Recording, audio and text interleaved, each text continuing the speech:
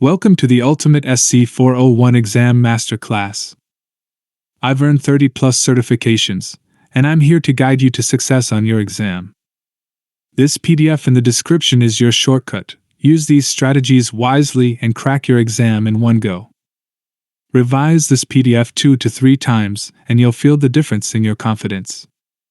Let's jump straight into the most important questions for your success. Question 1. You have a Microsoft 365 E5 subscription. You need to create a sensitivity label named Label 1.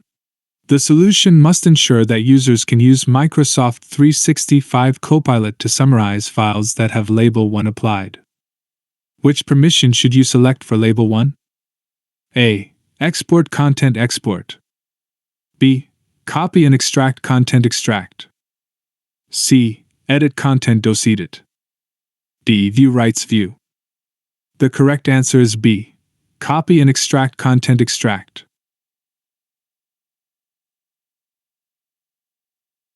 Explanation. Microsoft 365 Copilot requires the copy and extract permission to read and summarize protected content. Without this permission, Copilot cannot access the information inside encrypted files. Question 2. You have a Microsoft 365 E5 subscription. You need to enable support for sensitivity labels in Microsoft SharePoint Online. What should you use? A. The Microsoft Purview Portal. B. The Microsoft Entra Admin Center. C. The SharePoint Admin Center. D. The Microsoft 365 Admin Center. The correct answer is A. The Microsoft Purview Portal. Explanation. Sensitivity labels for SharePoint Online are managed from Microsoft Purview. This portal provides centralized configuration for information protection across Microsoft 365. Question 3. You have a Microsoft 365 subscription. You need to customize encrypted email for the subscription.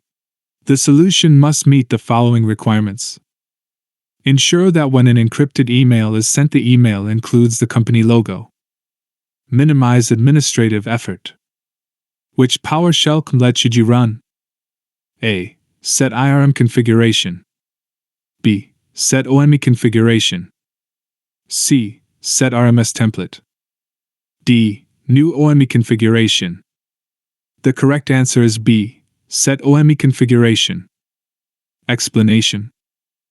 Set OME configuration modifies existing Office message encryption branding settings. It allows you to add your company logo without creating a new configuration. Question 4. You have a Microsoft 365 E5 subscription.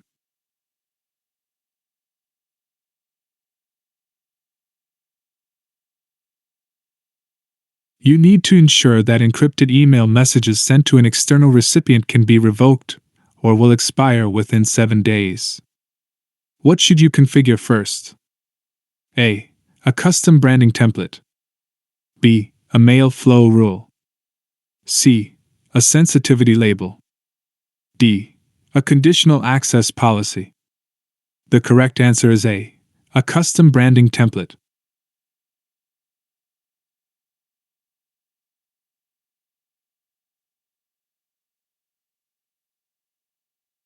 Explanation. Advanced message encryption expiration and revocation settings are configured through a custom branding template. After creating the template, you can apply it by using mail flow rules. Question 5. You have a Microsoft 365 subscription that uses retention label policies.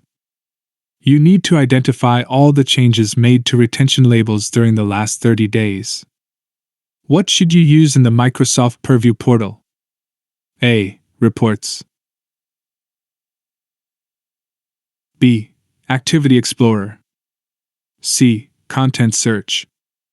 D. Use Data Search. The correct answer is B. Activity Explorer. Explanation. Activity Explorer records label-related activities and administrative changes across Microsoft 365. It helps you review actions performed during a selected time period. Question 6.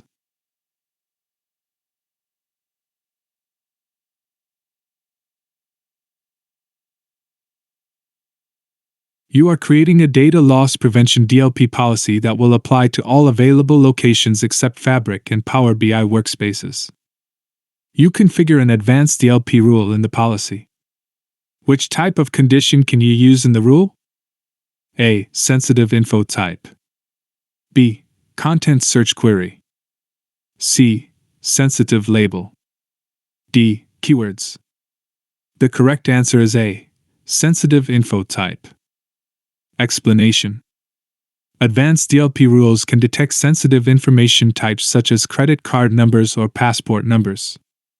This enables automatic protection based on the content that is discovered. Question 7. You have a Microsoft 365 E5 subscription that contains a Microsoft SharePoint online site named Site1. You need to implement Microsoft Purview Data Lifecycle Management. What should you create first? A. A sensitivity label policy.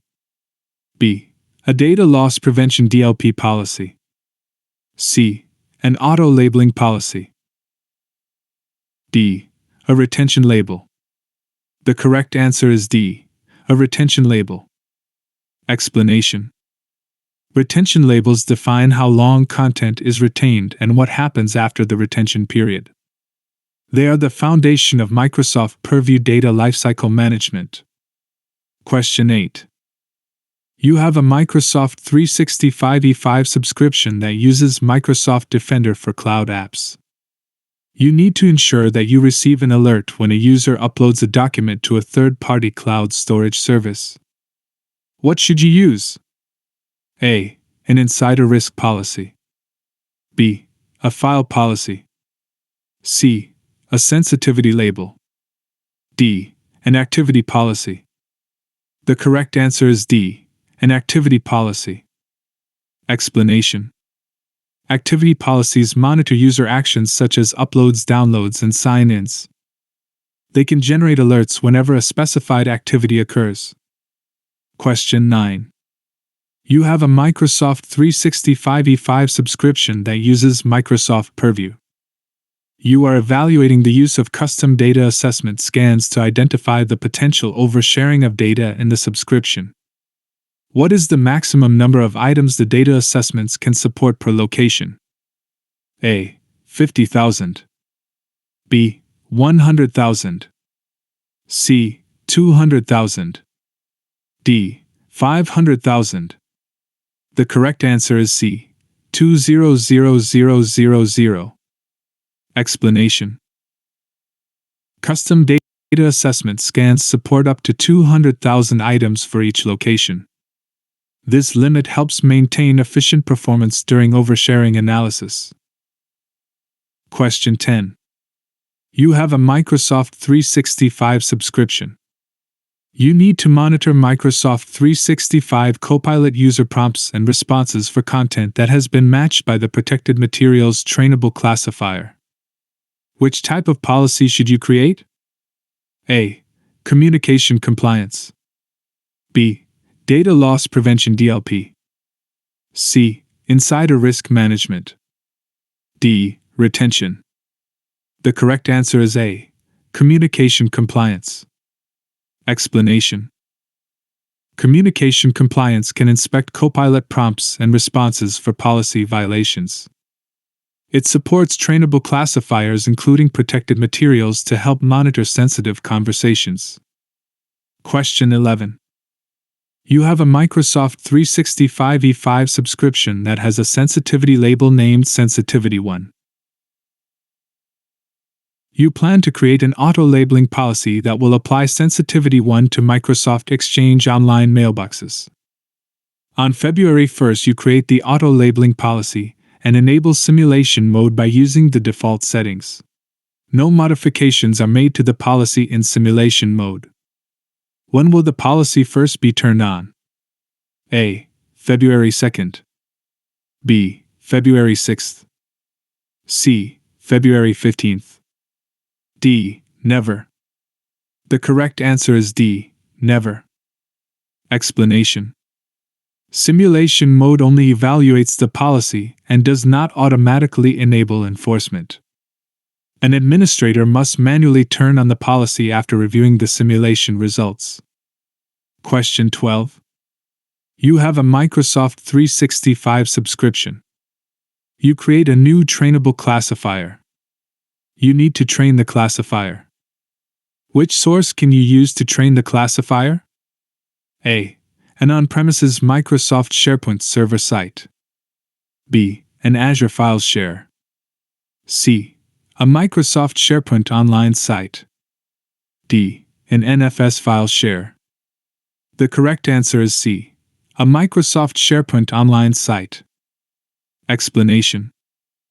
Custom trainable classifiers use content stored in SharePoint Online as seed data for training. On-premises repositories and file shares cannot be used directly for this purpose. Question 13. You have a Microsoft 365 E5 tenant that has a retention label named Label 1. Teams channel messages. B. OneDrive accounts. C. On-premises repositories. D. Teams chats. The correct answer is B. OneDrive accounts. Explanation. Auto-labeling for retention labels supports SharePoint Online and OneDrive locations. Teams chats and channel messages are not supported for retention auto-labeling. Question 14. You have a Microsoft 365 tenant that is opt-in for trainable classifiers. You need to ensure that a user named User1 can create custom trainable classifiers. The solution must use the principle of least privilege. Which role should you assign to User1? A. Security Administrator. B. Compliance Administrator. C. Global Administrator. D. Security Operator. The correct answer is B. Compliance Administrator. Explanation. The Compliance Administrator role includes permissions to create and manage trainable classifiers. It provides the required access without granting unnecessary administrative privileges. Question 15. You need to test Microsoft Purview advanced message encryption capabilities for your company. The test must verify the following information: the acquired default template names,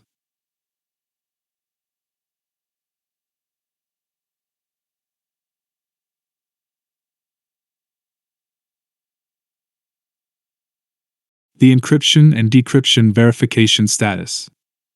Which PowerShell command should you run? A. Test OAuth connectivity. B. Test client access rule. C. Test IRM configuration. D. Test mail flow. The correct answer is C. Test IRM configuration. Explanation.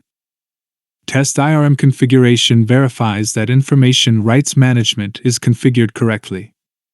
It also confirms encryption functionality and displays available RMS templates. Question 16. You plan to implement Microsoft Purview Advanced Message Encryption. You need to ensure that encrypted emails sent to external recipients expires after 7 days. What should you create first? A. A mail flow rule. Question 1.